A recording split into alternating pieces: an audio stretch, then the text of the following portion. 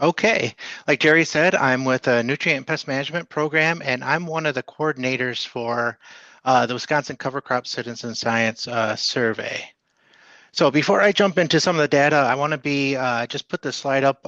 Just be cautious on using cover crops as feed, especially if you had a herbicide program before that, because there is rotational restriction to a lot of these cover crops, as far as using them for anything other than a cover crop. So as you can see here, a fierce soybean herbicide, there's about a 30-month restriction to use that radish or any type of brassica as a feed. So just, keep that in mind as you're looking at your covers and the potential for using these. So with that, let's jump into the cover crop data network. Just a little brief outline, introduction to this. It's funded through USDA Dairy Forage Research Center grants. So thank you very much for those that are out there. Also, there's additional funding in collaboration with the Michael Fields Ag Institute and the Nature Conservancy. This started back in 2020 with biosamples around the state. And in the fall of 22, we started testing for nutrient content and forage quality. And then the first spring samples were taken in 2024. I'm going to concentrate this a little bit more on the forage quality side of things. So here we go. So this past year, we've noticed that the earlier the better you get these covers in, the more tonnage and all that. So again, this was back in about mid-July. So that might be pushing, a little early for a lot of our covers going in. Typically, we see them August, September.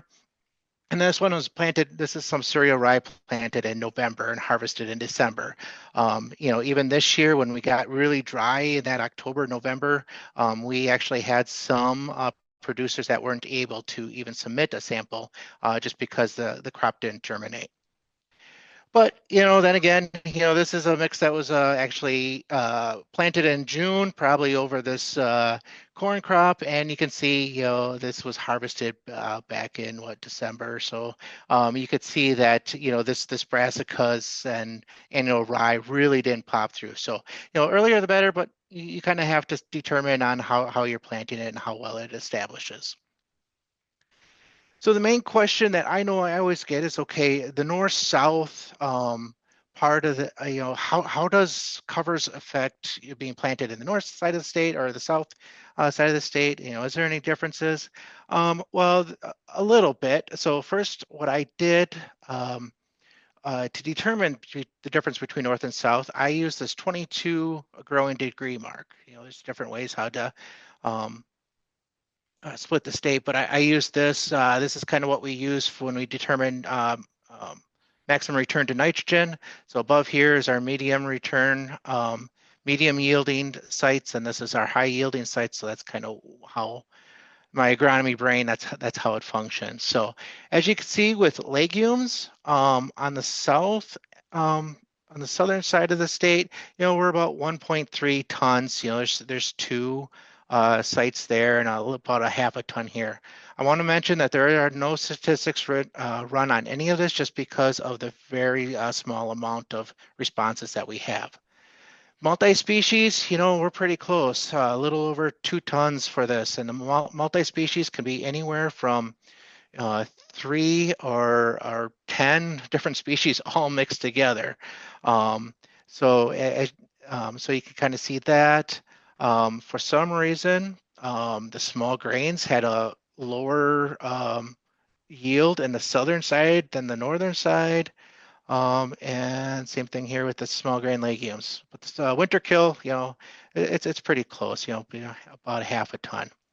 And these lines here are just all the yield, the heights. So the brownish color are actually the northern sites.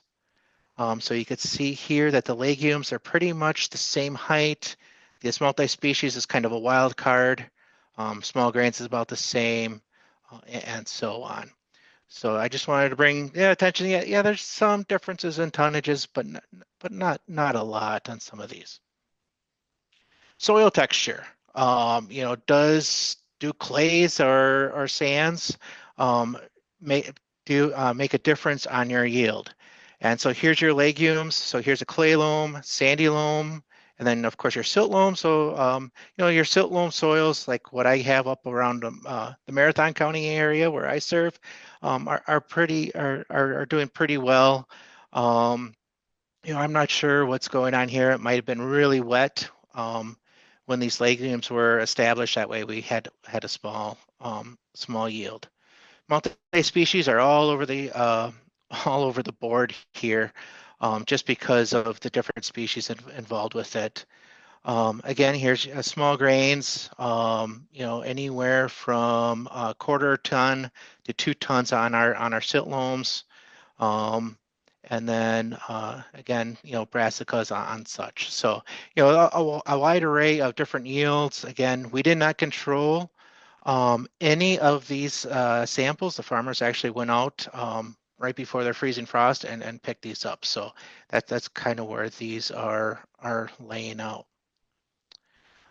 I was kind of curious, just on the nutrient management side, on how manure actually affects all these yields, and even even the nutrition results. So I did an average of all the liquid results from 2022 to 2024. So the average amount that was applied was right around that 10,000 gallons per an acre. So anywhere from 22,000 to 2,500, about 34 of those sites. So the average analysis was 38 nitrogen, 29 pounds of phosphorus, and 106 pounds of potassium.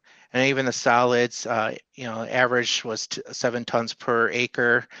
So it was a 23, 34, 58 analysis.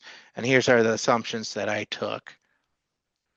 So when I took a look at the dry matter yields, so with no manure, there's 4 samples here. We had about 3/4 of a ton. Liquid manure, there's only 1 sample that was a really low one, and then the solid manure had 2. The multi-species is kind of, again, a wild card. I'll get back to these small grains here a little bit.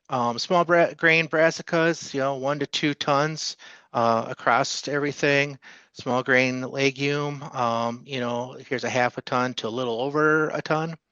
And then the winter kill brassicas, with even the liquid manure, the solid manure out yielded. Of course, these are just one samples each. These small grains, again, no statistics, just looking at these numbers, but there's about a half a ton difference, or yeah. So I'm thinking maybe the manure supplied a little bit of nitrogen just to get those small grains up and going. So a winter kill small grain would be something like an oat, just a monoculture of an oat, and then this small grain would be more like your winter rye or triticale, something that would overwinter. And then I took a look at the spring cover crop. So we only have 1 year on this, so this is 2024.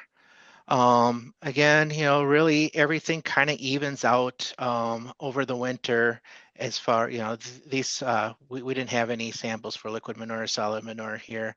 So, kind of evens out over winter on what the yield would be. Again, here's the analysis for those manure applications. Then I went on to relative forage quality. So this is from 2022 to 2024. Again, splitting this up between the manure applications.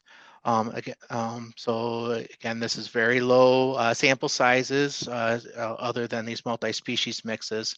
So this little darker dashed line, so this is at 150 RFQ. That's kind of a target.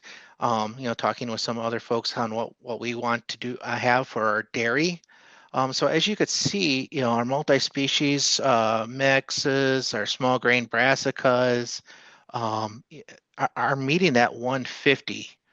So if I'm looking at something to maybe graze or harvest in the fall, I might be taking a look at this as for our dairy.